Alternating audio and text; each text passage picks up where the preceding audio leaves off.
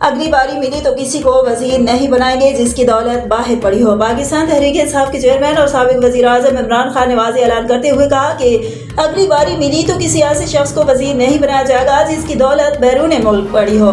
ज़राए के मुताबिक 4 सदर में जलसे से खिताब करते हुए साबिक वजीर आज़म इमरान खान ने कहा कि अरबों की करप्शन के केसेस में गवाहों की अमवात की तहकीकात हों तो इल्म होगा कि वो हार्ट अटैक से नहीं मरे बल्कि मरवाए गए हैं। हुक्मरानों ने अपने करप्शन केसेस खत्म करना शुरू कर दिए हैं। हुकूमती टोले ने आते ही अपने खिलाफ करप्शन के केसेस खत्म करना शुरू किए। इतलात है कि रमजान शुगर मिल्स का केस भी माफ हो रहा है।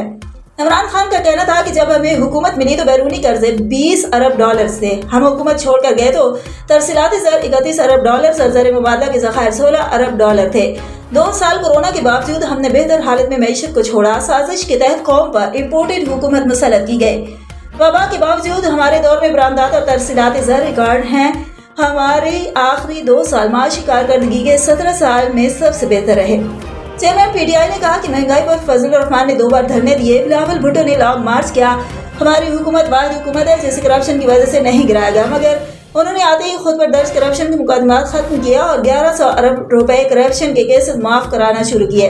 डॉलर की कीमत ऊपर गई और आवाम की दौलत में 30% कमी आई। डॉलर ऊपर गया तो हुक्मरानों की दौलत में 30% इजाफा हो गया, जबकि कारोबार जायदादें पैसा सब कुछ बाहर पड़ा हुआ है। उनको कभी वोट ना देना। हम भी ऐसे किसी शख्स को वजीर नहीं बनाएंगे।